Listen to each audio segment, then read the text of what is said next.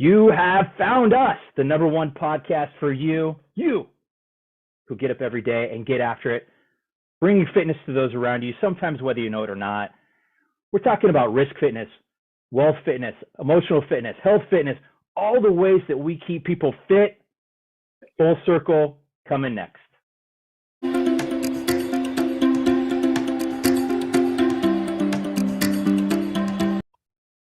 All right, in today's podcast, we warm up and we stretch out with our guest, Wayne Kentner from PCS Construction. And we got, if you have even tuned into one of these podcasts, you know that I have a lineup of not so important topics, and we got not so important topics. Body parts for jail time, the price of freedom could cost you an arm and a leg, or maybe like a spleen and a liver. We got artificial intelligence could be taking away actual intelligence. ChatGPT, if you haven't heard about this, we're going to talk about this. ChatGPT revolutionizes the Cliffs Notes. It's even better. It's like having the teacher's answers. Dude, our kids have it so easy. They have it so easy. And in important topics, this one came to me as I was driving along. The ever-rising cost of healthcare. I used ChatGPT to tell me the 10 most popular pharmaceutical drugs, and we're going to talk about what those top 10 are. We are coming with our first audience survey. That's going to be awesome. And of course, as I alluded to, our guest, Wayne Kentner, how he and PCS Construction help keep people fit. Let's get started.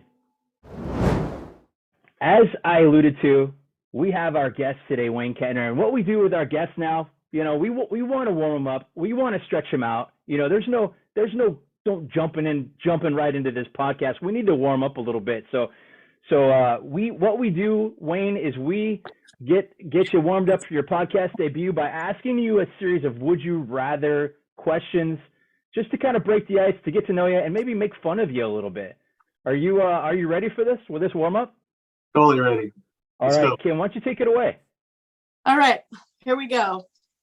Wayne Kentner, would you rather always have to wear wet socks or always have a pebble in your shoe?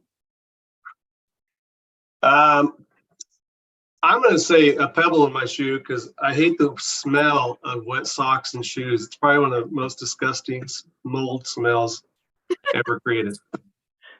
Solid choice, man. Solid choice. One. I was trying to decide which one of those are more awful, and I couldn't. Thank you for breaking that down.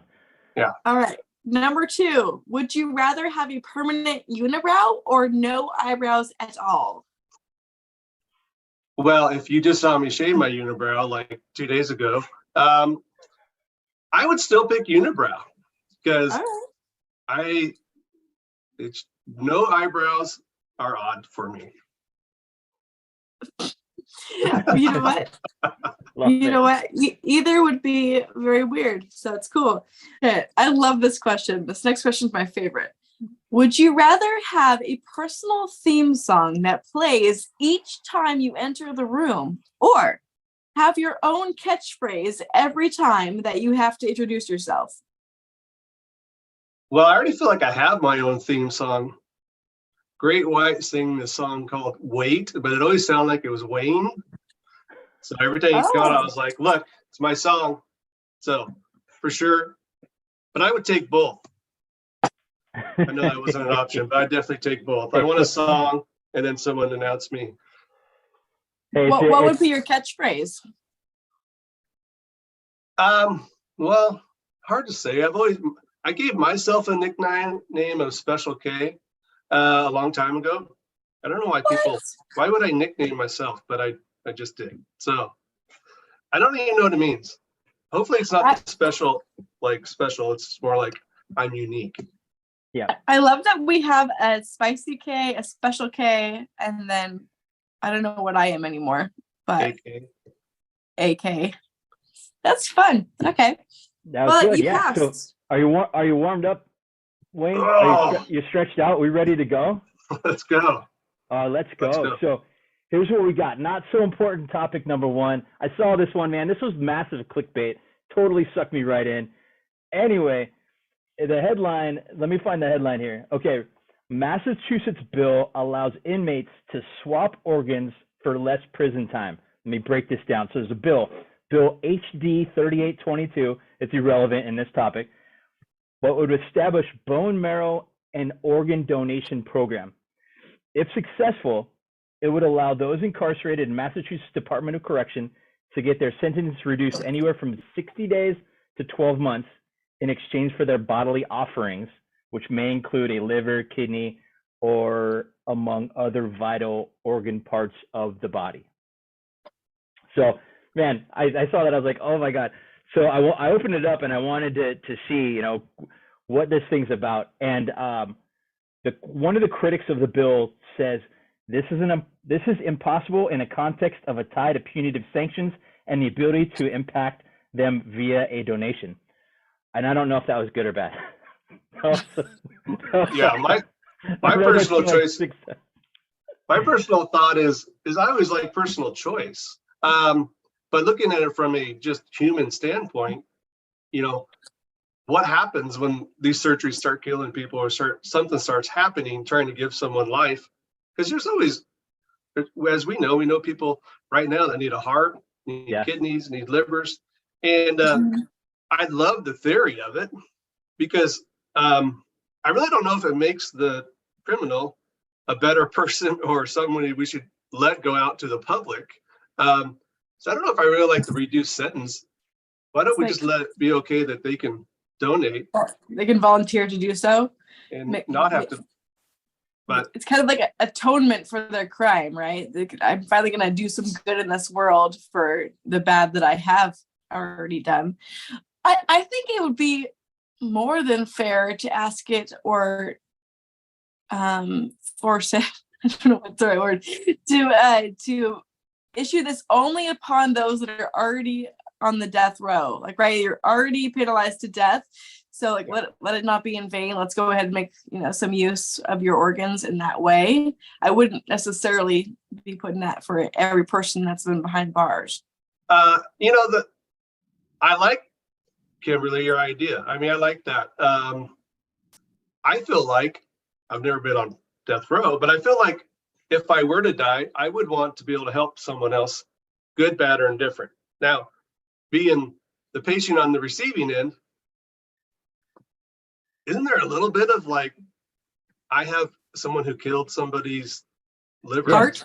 Like when I first saw this, it like went back to every horror movie I never watched. Right? It was like you got this movie, and I'm just thinking of like this white walled jail that's got this guy with a saw, and he's just he's claiming all these parts and giving people off their jail sentence, and then you get the other side where the guy now gets a new heart, and now he becomes the serial killer, and the serial killer's reincarnated inside of this guy. And so I was like, oh man, I got an overactive imagination on this.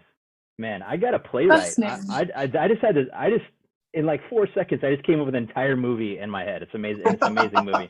But here's a spoiler: they all die in the end, all of them. Yeah, all of them. By the same person. Yeah, everyone. Yeah.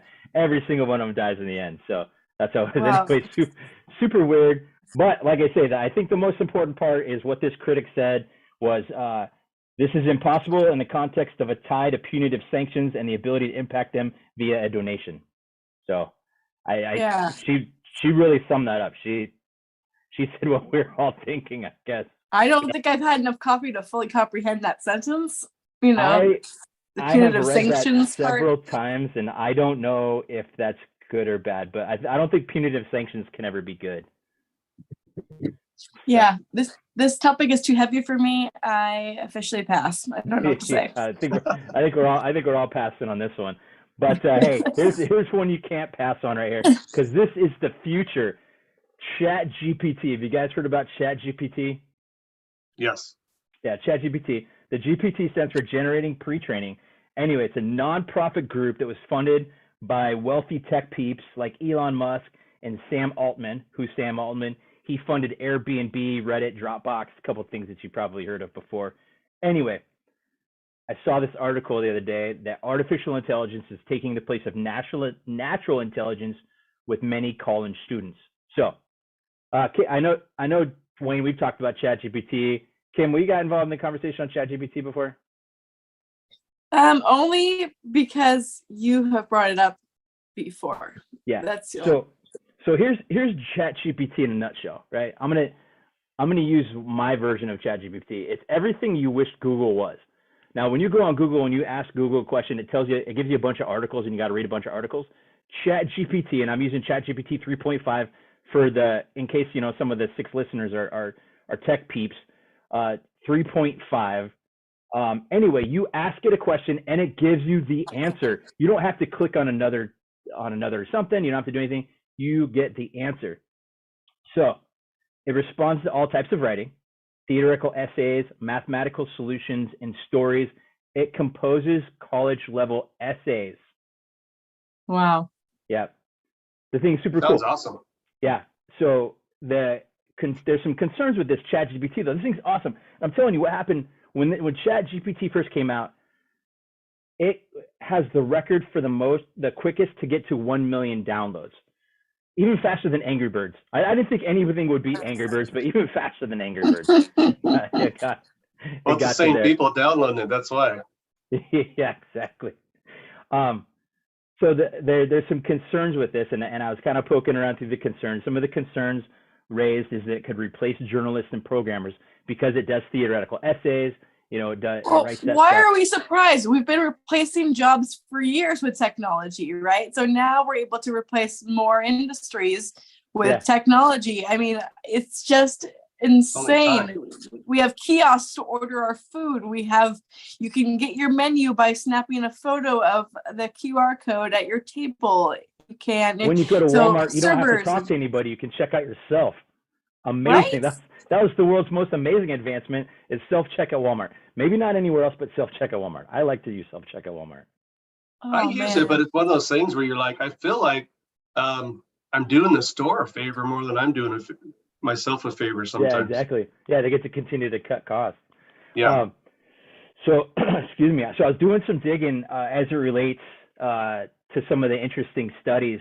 And in a Forbes article, it was reported that 50% of students surveyed believe that using ChatGPT is cheating. 40% believe that the use of AI is defeating the purpose of education. So we got 50% saying that it's cheating, 40% saying it defeats the purpose of education. In another study at study.com, it showed that 89% of college students admitted to using it on their homework, though. Oh, yeah. So I would have absolutely used this on my homework if it was available to me. Oh, man. 100%. I would have gone to freaking Harvard. This stuff is why it just didn't exist, or we would have used it. Oh, it's super cool. So 3/4 of the survey say they want ChatGPT banned, worried that cheating is going to become the norm. So I'm just looking at this disparity of numbers, right? You got 3/4 of the people saying they want it banned. You got 50% saying it's cheating, 40% saying that it's defeating education, but 89% are using it. Yeah. It's that disparity, right? It's that classic not in my house, but I can use it, but just not in someone else's scenario. It's like, but think about it. If we're truly honest with ourselves, how many times, so I graduated in the late 80s. I was copying stuff out of books and pandering, I guess you call it. But my son is in college, and he's the one who mentioned it. I just didn't know what it was called. I do think it's probably making people dumber because now, and I think that was a good point about personal responsibility. I notice a lack of personal responsibility in today's era. Everything's, can be related to someone else's problem, but I think it's society, it's becoming an issue where we don't have people taking accountability. And it's curious if that's said, because underlining that could be one of the causes is being able to cheat and just go, well, I didn't really cheat, but you totally did. But here's the other side. It's kind of like steroids in baseball in the 90s, Wayne. And I know Kim's a huge baseball fan. Big baseball fanatic, and Wayne, I don't even know if Wayne likes baseball. I'm trying to figure out. Right? It's like steroids in the 90s. If everybody's doing it, is it cheating? Right. And so kind of like ChatGPT, if everybody's doing it, is it cheating? And the answer is F yes. Yes. Yeah. But, Totally. Well, I mean, where do you draw the line? We're all cheating in some capacity, right? We're not going out there and killing our own game to then go ahead and, like make our own food. We're all going to the grocery store or we're ordering it in on Instacart. Like we're all kind of, at what point did someone not say that the encyclopedia is cheating? They're putting it all in one spot for someone to read and take that information in. And so we're just kind of making information more readily available. I was at my cousin's house this weekend. She can go to her Amazon Echo show and she could say, Alexa, look up this, gosh, now I've activated Alexa. She's going to say, like, look up this recipe, and it pops up for her. Where our ancestors, they had to, like, just guess the recipe or, pass it down for generations that were hard to come by. So just like, at what point do we draw the line? Is it cheating or is it a shortcut of access? And this is interesting, Kim, because this is spoken by the only college graduate in the group right now. Right. Totally. Cheater. Wayne and I are like, this is definitely cheating. You're like, no, it's cool, right? It's just a quicker access point. Well, we all have some forms of it. Yeah.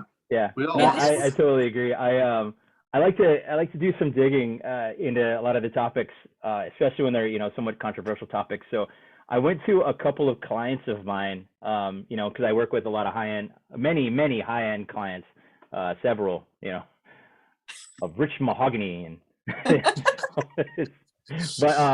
but I talked to one of my clients. She's a high-level PhD in the education system, and she said that this is actually a major concern at the high school level. ChatGPT is actually a very major concern at the high school level. And in this conversation that we had about it, she said, it goes back to, and she went like totally analytical because she's a PhD. That's what PhDs do. And so she talked about, Plato or Socrates or something, going back full circle from where Socrates is at, where the true knowledge needs now to come down to face-to-face interaction. Let me ask you, what were the causes of the Vietnam War face-to-face? And then you give me the answer via that. Yeah, because you can't trust anything that's been written in essay form now because because all you have to do is simply say, give me an essay, give me a 500-word essay on the causes of the Vietnam War, and boom, there it goes, written. Okay, but if you have 40 students in the senior class doing that, aren't they all going to have the same essay? No, because the AI, depending upon how you talk to AI, you can have it written at whatever level that you want to. You can say, give this to me at a high school level, or just the way that you communicate. It's kind of like Google. If somebody's there's people that are really good at Google and really not good at Google. When you ask Google a question, you don't always get the same. So if Wayne asks Google a question, I ask Google a question, depending upon what we asked, we might not get the same information. The same goes with ChatGPT. So you actually won't get the same information reprocessed. But you can be like, hey, ChatGPT, give me this 500-word essay, but give it to me with like a few words misspelled, and then also throw in, some sort of dialect from the South. You're just kind of like, how can I change this? Yeah, or give it to me from an 8th grade education perspective, right? And then so you're getting that. And the other side that I heard is those tricky little bastards on the other side. They're using AI type systems. I don't know what the names of it, to grade papers. They're not even reading all. You talk about the 40 students that are all of their papers, and they have 40 people. They don't have 40. They're not reading 40 papers. They're running them through an AI thing that's looking for misspellings, punctuations, things like that. Wow. So super cool there. I talked to a lead programmer. Remember we talked about, programmers are worried that it's going to take their job. So I talked to a lead program from a well-known technology company. And he told me, he told me, ChatGPT doesn't know anything. And I was like, yeah, because I would say that too if I were you. Yeah. Like, nah, ChatGPT, gives you, so he told me all these reasons why ChatGPT sucked. And I was like, really? Because I think it's kind of cool. So is ChatGPT, I'm so sorry, is it like the core technology that like all of our like Siris and Alexas and all those kind of artificial intelligence friends? Something similar to that. Where it was developed, what it was initially developed as is for customer service agents online, right? So you're typing, the first study came up is how can we create a better online experience for people with customer service, and so that's where it came up through. But yeah, so I totally forgot the question. Kind of like what social media has done to journalism already, right? People just in masses see something on Twitter and they run with it. We all share whatever information without fact checking it, and we run with it as a society, and it becomes the new norm. And so we are to get to the point, is artificial intelligence actually making us less smart? Yes. Oh, without a doubt. And I'm gonna prove this to you. The stretch out and warm up, I didn't come up with that. I asked ChatGPT to give me 5 icebreaker questions that would be really funny to do on a podcast. Nice. You're already cheating, Brett. What the hell, man? I know. Our podcast will write itself going forward. I know. So that brings us to our first listener survey question, and Wayne, I'm gonna ask you, have you used ChatGPT, and would you consider its use as cheating? Well, I downloaded it today, made an account, and then I started working and I didn't use it. But hell yes, would be the response. I would, for sure. I would use a system. And if I went to college, 1000% I would use this system. Heck yeah. Kim? What do you say? Again, I would use it too. It might be a cheating, it might be a shortcut, but I'd still use it. And cheating's a loose term. Sure. Not integrity cheating, but school. Yeah, for me, I use it. I don't use Google anymore. I use ChatGPT. I stopped using Google because I stopped wanting. I don't want to take time to read the answer. I want ChatGPT to give me the answer, and the answer's been relatively correct. Do I consider it cheating? Yeah, but what do I win? If I'm cheating, I win. Who's the winner? Win accurate information. Yeah, I know. Quickly. So I love it. I think ChatGPT is awesome. I think it's the future. But it's not about what I think. It's not about what Wayne thinks. It's not about what Kim thinks. It's about you, listener. What do you think? And so we want to hear what your experience with ChatGPT, and if you think it's cheating. Yep. So we're gonna put that that link's gonna be in our podcast comments on YouTube. And then also, if you listen to it on Spotify or any of the other podcast stations, I will actually have that poll in there. You just go on there and that poll will be available for you. Sweet. Awesome. Yeah. I was cruising around the other day. I was driving in my truck, and this is actually ironically, this is where I get a lot of my ideas. Anyway, I was listening to a radio show. I don't remember who it was, but there was a staggering study that showed the amount of people who are taking prescription medication. And it was absolutely amazing. I'm gonna go through some of these stats real quick because they were just interesting. There it is right there. So in a health tracking poll in 2019, and this was even before the pandemic, I can only imagine, but nearly 9 in 10 adults, 89% of adults 65 and older are currently taking a prescription medicine. 3/4 of people between 50 and 64 are. So 3/4, 50 and older.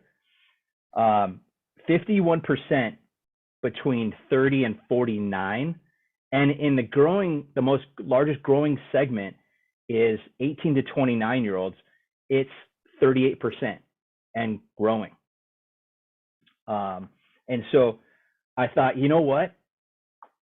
I want to know more about this. I want to know, what are these prescription drugs that are being taken? Because, even with Medicare's voluntary prescription drug benefits, most older adults, 75% of them think that the cost of prescription drugs are unreasonable. So it's like, okay, well, what are these drugs? I want to figure it out. So you know what I did? You would just ChatGPT. I asked ChatGPT. I said, hey, ChatGPT, what are the most commonly prescribed drugs in the United States?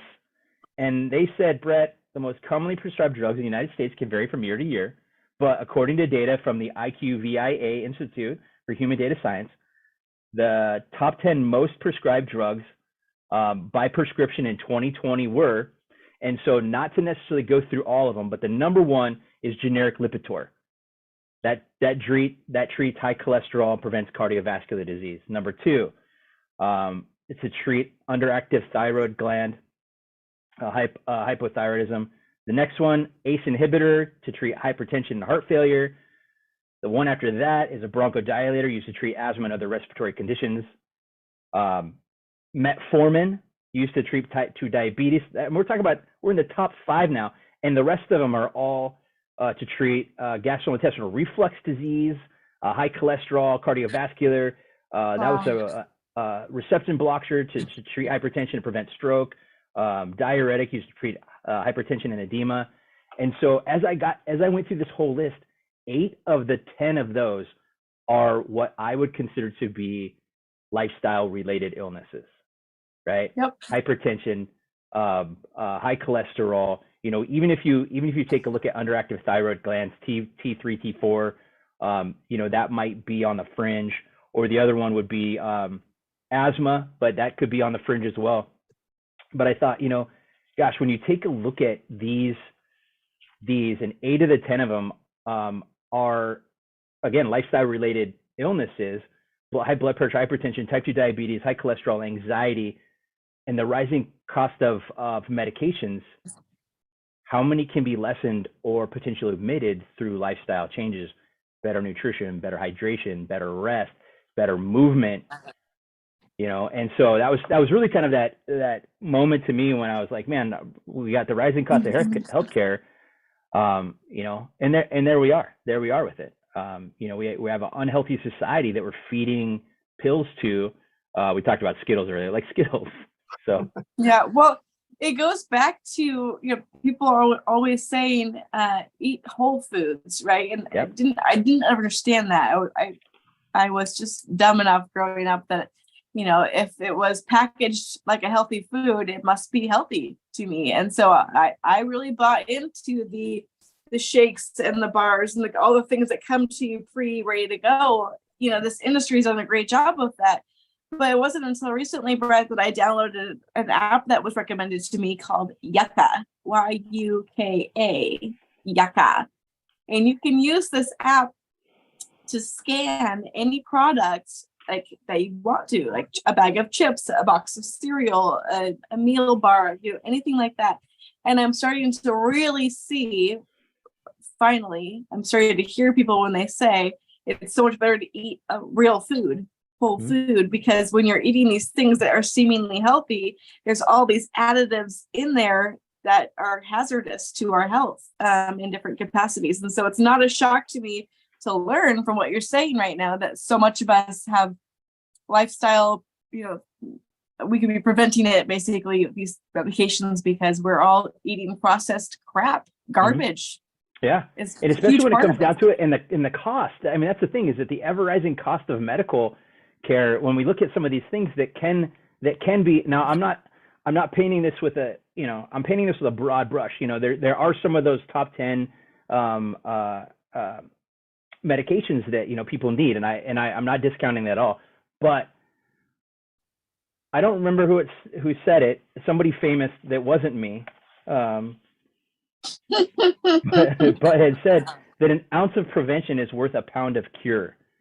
And so that's what I took a look at as I was looking through what my business is, in the business of fitness, but exercise and nutrition, those are the 2 things, but also sleep. Sleep is another one that people aren't getting enough of. And then also, how does this translate back to your business, Kim? How does this translate back to what you do and those folks that you try to insure from a life insurance perspective that have these chronic lifestyle conditions? And just that idea. I mean, I know we had had a conversation about a client that actually got denied for life insurance because of some of these chronic conditions.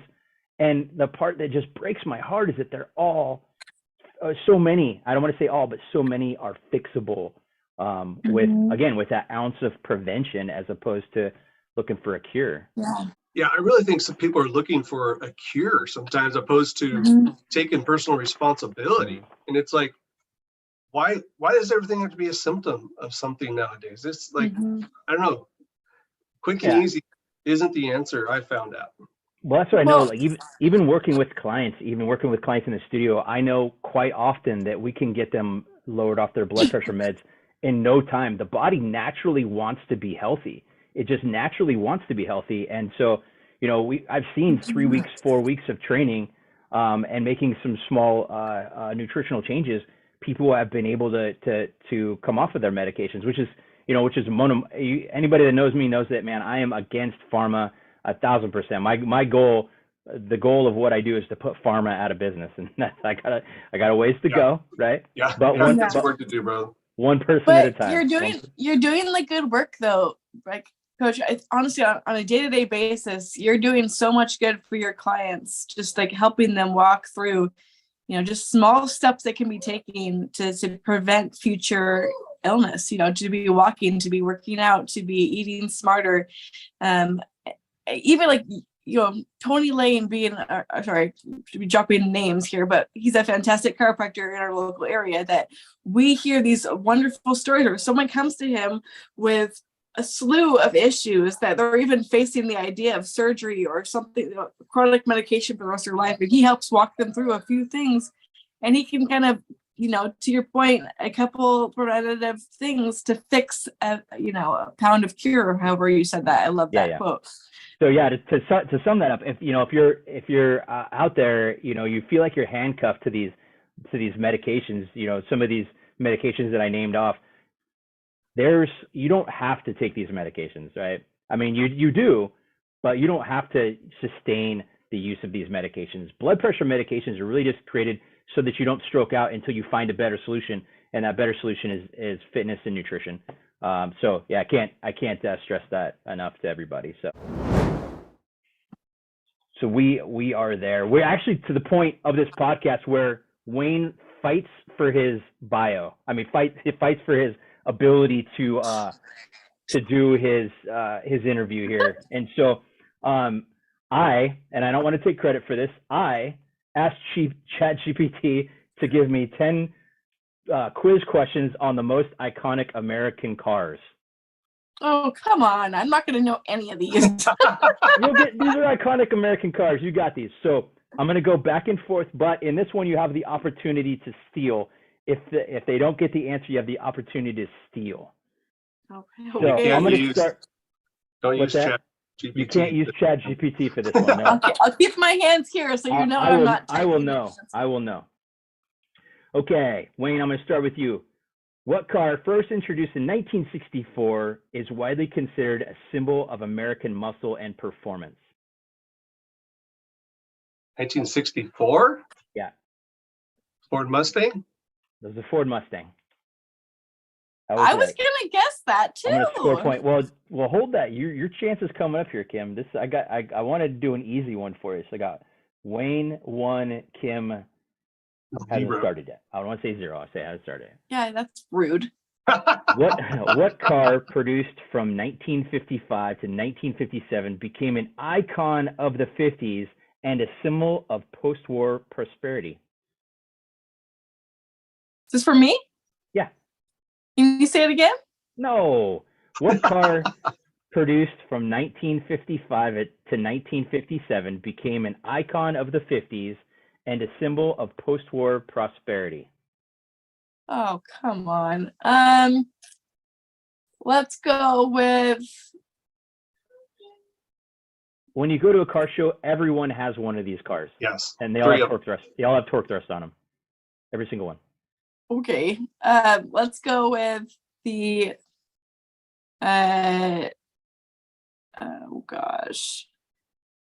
I don't know. A Porsche. Yeah, the iconic American vehicle, Porsche. Bel Air. Wayne gets that one. I would never have known that. I was going to try to give you like a, rail air. If you would have said Fresh Prince, I could have gotten that. I should have put that in there. So why didn't ChatGPT think of that? Okay, yeah. Wayne, this is back to you. What car produced from 1968 to 1970 is considered one of the greatest muscle cars ever made? 68 to 70. Gosh, there's so many. I'm going to say Chevelle, but they're made a lot longer than that. Yeah. No, that was wrong, Kim. You get the chance to steal. 1968 to 1970, considered one of the greatest muscle cars ever made. Oh, this is the Pontiac. I think I might have one. Yeah. That's what I think about. For whatever reason, it's the Dodge Charger. Wayne. The Dodge Charger. I was thinking Firebird, but. Okay. This was going back to you, Kim. I got an easy one coming your way. Sure. What car produced from 1932 to 1934 is considered one of the most iconic hot rods ever made? The Thunderbird. No. It's the 60s. But I would say the Ford Coupe. Yeah. The Model 18 or the 34 Ford, yeah. I don't know why you're asking me any of these questions. Like, unless you're asking me what color a car was. Tim, I don't because know. you're an you insure vehicles. You do car insurance, yes, so you should know some of these. I do insure vehicles. Yeah, plastic cars. That's why we're asking you, because you should know these. I can drive a vehicle, I can insure a vehicle, but I could not tell you what vehicles were from the 50s or 60s or 20s. Okay, we'll round this out. Okay, what car? This goes back to who's this? Wayne? This is Wayne. Sure. What car produced from 1953 to 1962 is considered the first true American sports car? 53.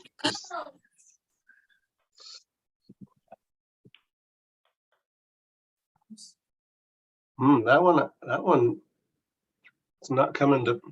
I will say Corvette. He would say he's right. Nicely done. Tim, the score is 4-0. But here's the good thing: is that this is the last question. This question is worth 5 points. So if you get this one right, you will win. Cheater. Okay. Okay. Let me find one here.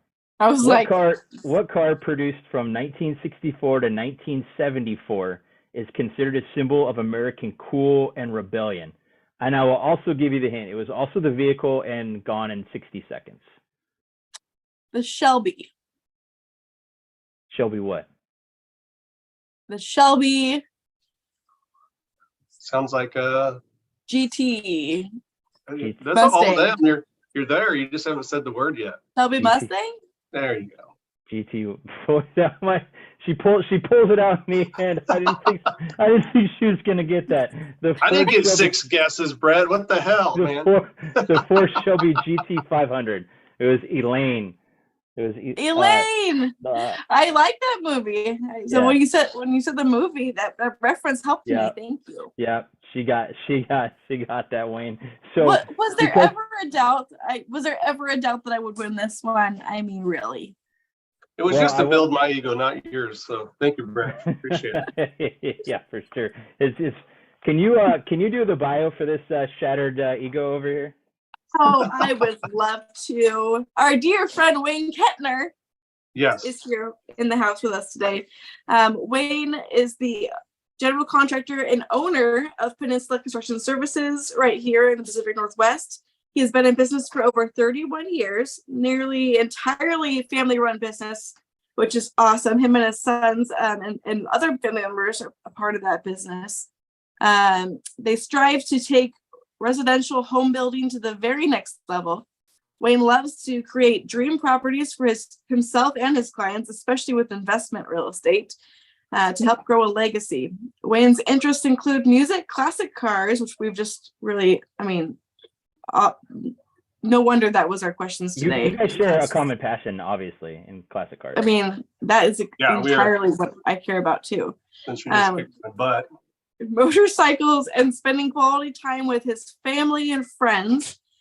He married his high school sweetheart, Miss Marlo Kentner. Can I call her Mickey or Marlo here today? Mickey is what she prefers. Okay, then Mickey. We'll say Mickey Kentner. They reside in their beautiful property in Paulsville, Washington. And what I really love this, breaking down personal boundaries and pushing past limiting thoughts has become a passion of yours.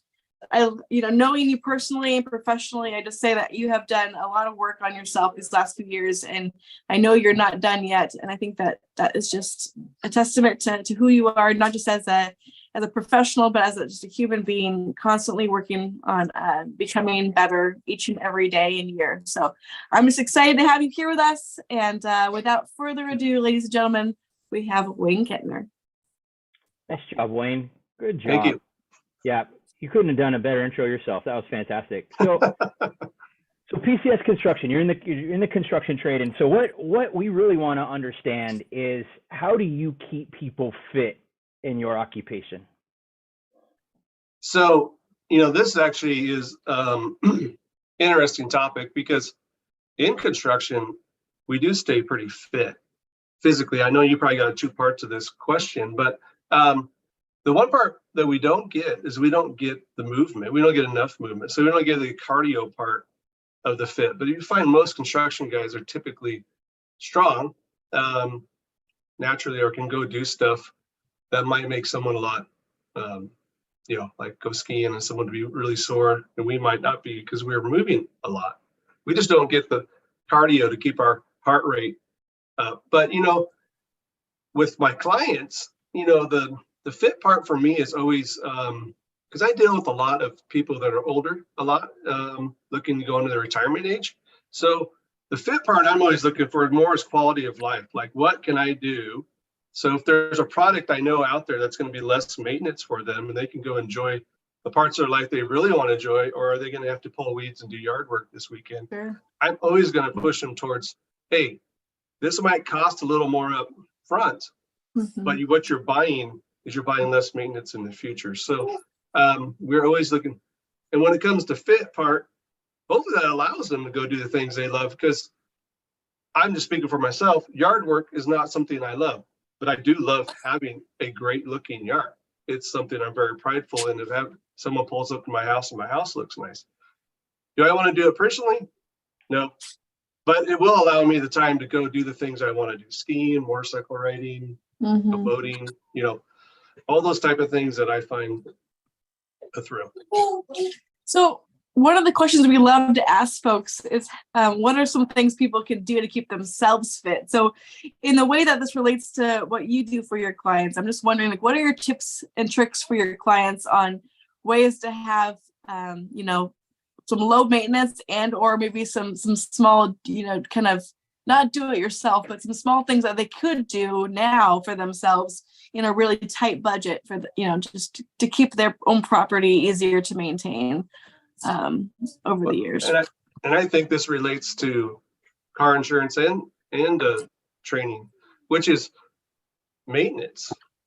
If you ignore maintenance now, it can be detrimental later, either physically or cost. So even though, oh, my toilet's not flushing, well, what do? You just leave it, or do you fix it? Well, in my opinion, or I know I have a water leak over there, but it just doesn't seem like it's getting that bad. Well, I can tell you over time, it's going to always get worse. It's never going to be the same. If you know there's a problem, you have to fix the problem when you see it, or you have to understand there's a consequence that's going to cost you a lot more later. I work out with Brett, and I hadn't worked out for several years. As a kid, I was very fit, and it's taken me probably 2.5 years to really start to feel strong and making better choices. But yeah, that you can't ignore. You can't ignore the things in front of you that are requirements. Yeah, 100%. I'm feeling the effects of that right now. We had heard some critters moving under our house, a year ago, and then forgot about it, kind of let go of it, and now we've got a huge rat problem underneath my house. So I feel that my neglect a year ago of a small problem has turned into a larger problem today. And if it doesn't, if you don't see it in your face every day, and you're not feeling the effects of it every day, most people are willing just to ignore it. And that's one of those situations. Well, mice, or for Brad to be blood pressure or some other issue that they're dealing with. there's no time where delaying ever is better that I can think of. Agreed. That's awesome, man. I appreciate that. So if you wrote an autobiography or had ChatGPT write you an autobiography, what would it be titled? Well, I like this question because it's not the answer I would give you 4 years ago, but today the book would be called Focused, and it would be becoming of your thoughts and seeing clearly your path. And the purpose of that is really learning how long a bad thought needs to sit in your mind and how fast you flush it out and replace it with something positive. Tony Robbins said something I really like, is you can't be depressed and be grateful at the same moment. So if I ever find myself depressed, which I'm not a very depressed person, but I become grateful for something in my life that I truly am grateful for. I know gratitude is a big thing for you. Yeah, that's huge. And, you want to be, at least I'm 53. No, I will be 53. I'm 52. But I've had a lot of people come up in the last 5 years and tell me how well I've done or successful. And as a person, I didn't see it internally. And then I started to get in that space. And so I have recognized, yes, in their eyes, I am, and I feel like I am, but I want to be that. I feel like I kind of fell into this position by working really hard all my life and wanting to provide for family. I wish I would have saw at 21 what I can see now, because I could help so many more people and do so much more, which I still plan on doing. I don't ever plan on retiring. My retirement will look like taking several days off in a row opposed to just not working, because I feel like part of your soul is meant to work. There's meant to be a passion. There's meant to be something to do that day. And watching whatever TV show you want to watch wasn't the design of how we should finish our days. So Wayne, if Focus was turned into a major motion picture, who would be cast to play Wayne Kentner? Woody Harrelson. I had to take that out. I love it, dude. I love it. I've been told so many times. Yeah, that was without a thought, man. That was on point, dude. I love it. You do incredible work with remodels, and I'm just in a world of fixer-uppers and things like that. I love watching those HGTV shows where someone goes in there and gets to they buy a house and they flip it, or whatever not. So what do you see that people start themselves that you have to come in and finish it because they screwed it up or whatnot? What is your major takeaway or tip right here to the consumers out there that have this aspiration to start a DIY, a do-it-yourself project on their new house? What's your major warning or tip to them? Because for $35,000, they can get it done in 30 minutes. I mean, it's amazing. And the whole entire house. Yeah. The shows are great to watch. I don't watch most of them because they're kind of annoying, because they're not really honest with a lot of the pricing. They'll tell you, but I think they tell you material costs on things, but labor almost always costs more. And down south, for some reason, things are a lot cheaper than they are here. But what I see mostly, someone will start a project and they'll usually get partially through the demo phase, and then they'll just get either insecure or too much in their head, and they'll just. So if I could be that little voice on your shoulder to start a DIY, I would first come up with a plan, and that might be hiring an interior designer or someone that knows what they're doing. People at times are so afraid. They want to save so much money that they're afraid to spend a little bit to come up with a comprehensive plan. And then they end up wasting thousands of dollars, which they could have just hired someone to do it. And they get to the same spot regardless, because I don't know if it's prideful or what, but start with a plan start with a plan, and even further, start with specifications in a plan. So what you're using, how do you know where you're going to go if you don't have a plan to get there, right? It seems very logical to me, but you'd be surprised how many people just run off down the road because they saw a pretty wall color or something. Yeah. No, that's Yeah. great advice. Thank you. That is.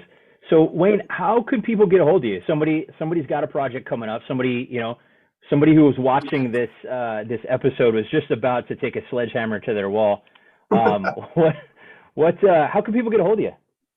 Yeah, so Peninsula Construction Services is my company. The email is Wayne at WAYNE at peninsulaconstructionservices.net. I tried to make it shorter, but there's a PCS company out there that already owns most of everything. Yeah, or my phone number, 206-276-2669. And we're local. We serve the Kitsap County region. That's awesome. And we will dump all that into chat as well. But for you and for every guest of the Fitness Full Circle podcast, you are going to get yourself a Fitness Full Circle nice shirt. Yep. So when we see you, we will get that to you. Wear that proudly. It is the thumbs up, so you can take that anywhere. The other one we had was a different finger. You can't wear that. You can't wear that one anywhere else. So the next episode we have somebody fantastic, but we don't know who that is yet. But what I was going to say is, if you want to be on the podcast, or you know somebody that you would love to have on the podcast, send that to us. Let us know.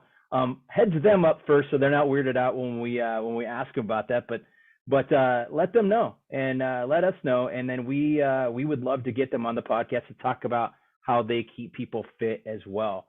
We also have a reminder, this week's survey question: have you used ChatGPT, and would you consider it the use as cheating? And what we're going to do is answer this, and we're going to put you in a drawing for one of those t-shirts that Wayne got, and you don't even have to be a guest. Isn't that fantastic? So other than that, I want to say thank you to my amazing co-host, Kim Aker, amazing construction guy, Wayne Kentner. Thank you, everybody. Okay.